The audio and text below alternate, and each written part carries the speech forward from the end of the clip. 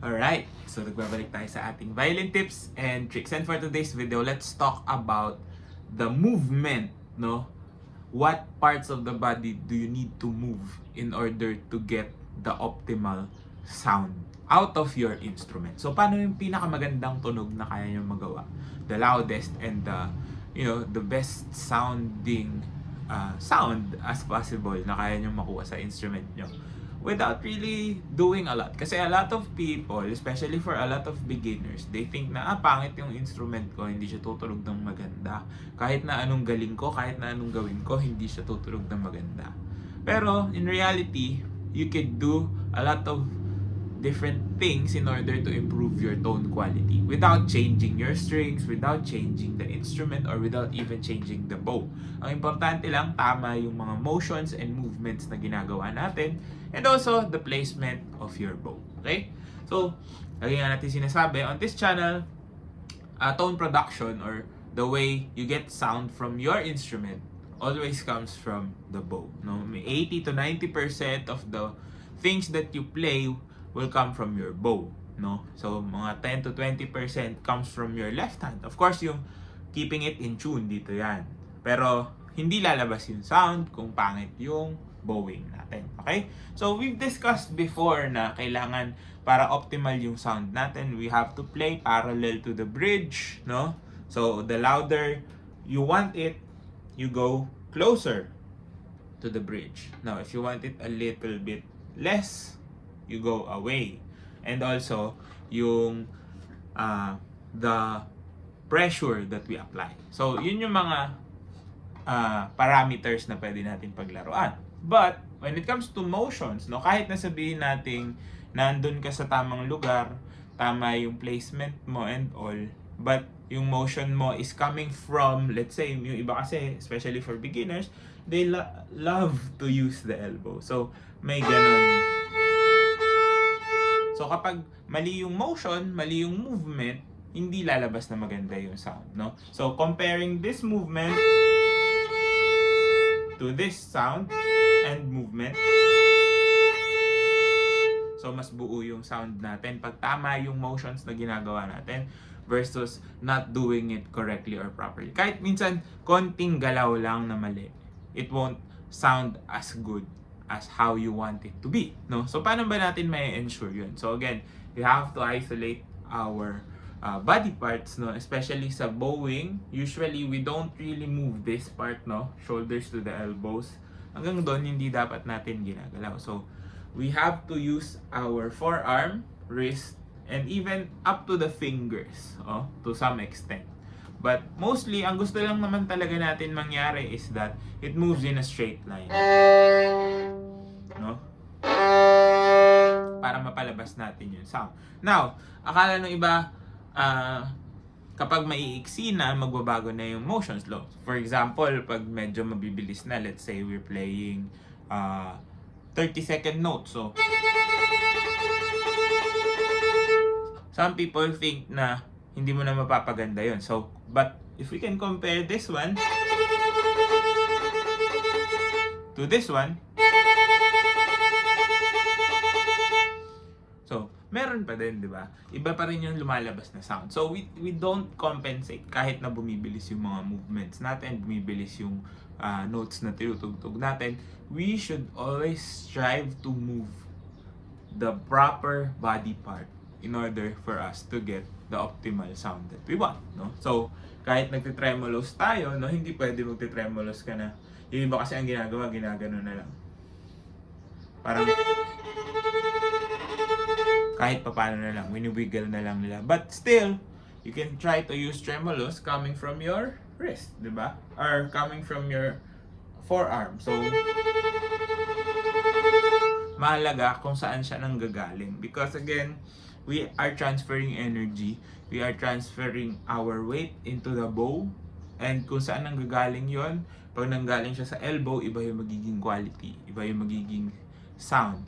And pag na-off din yung direction, so trajectory is also important to get the proper sound that you want, no? So, yung iba, especially yung mga hindi pa sanay mag-play, no? Because they haven't really reached the full extent of what their bodies can do, no? Usually, kapag nakakarating sa tip, gumaganon yung bow. Gumaganyan. So, from here, ginaganon nila. Nawawala rin yung sound. So, as much as possible, you have to follow through on that same direction, no? So, same movement para hindi magbago yung quality. Same as you go up. So, kahit hindi mo ma-reach yung dulo, no? A lot of people din kasi, no, pag mga beginners pa, can't reach the end of their bow, no? Regardless of height, no? Minsan kasi kahit matangkad ka, if you're not familiar with the instrument that you're holding, hindi mo na reach yung full length ng bow, for example. So, kailangan masanay muna din tayo ng ganun. So, we try as our best ko. So, as much as possible, we try to keep the direction the same, no? So, hindi lang talaga siya sa placement, but also at the direction or the trajectory that you go to, no? Para ma-optimize mo yung sound quality na gusto mong palabasin. Okay? So, you can practice open strings. Again, bowing, no? For beginners talaga. Kailangan yung tone production nyo, dun kayo mag-focus, no? On a lot of those exercises or practice time, no? Kasi pag pangit yung tone production, kahit maganda yung left hand natin, it won't really do much for you, no? Especially if you're starting out, you have to fine-tune those things, no? So again, motion is important. Saan ka pupunta? Where does your bow need to go? No, hindi mo pwedeng hilahin lang pa ganito. So again, even if we're parallel here, you have to make sure that you're still parallel here. No? Even here. So kung nasaan ka man, dapat isang direction lang yung pina-follow mo. Yung iba kasi nag-overcompensate. They're using their elbows pag malapit na nga sa dulo. Like kanina yung example. Sometimes naman, sinusobrahan nila yung taas nitong arm just to compensate again to go there. So, you have to find the perfect spot, no, for your placements para mas mapalabas natin yung optimal sound, no? Kasi, yun nga, very little movement will alter your sound. Comparing this to this, you get a more focused sound, you get a more balanced sound, something that you can actually control. Kasi kapag mali yung placement mo, mali yung position, mali yung motions mo, hindi mo makokontrol yung lalabas na sound. That is the time that it becomes scratchy. That is the time that the sound becomes like this whispering, no? May hangin yung tunog, yung mga ganun, no? Na you don't really want, especially if you're starting out. Kasi ano ba yung pinaka-importanting quality ng sound na gusto natin pag nagsisimula tayo is focused. A focused sound na talagang yung tone ng string na yun lumalabas. So, whether you're playing open strings or scales or even pieces, di ba? Kung tumutugtog ka din ng mga pyesa. Kailangan masanay tayo ng maayos yung movement, motions, trajectory of the bow, all of those things come into play. Pero of course, isa-isa lang, no, kung kailangan nyo. But this is just a guide, especially for new ones, no, for a lot of our beginners na nanonood dito sa channel, to really try to optimize your sound, your playing, so that you get the most out of your instrument, no? So, huwag kang panghinaan ng loob kung pangit yung sound na lumalabas right now with your instrument. The best solution for your problems would have to be improving yourself, improving your playing. Tsaka ka na magpalit ng mas magandang instrument kapag napalabas mo na yung talagang quality ng sound na kayang i-produce ng instrument mo. Because a lot of people think na, oh, yung mga mumurahing violin walang kwenta.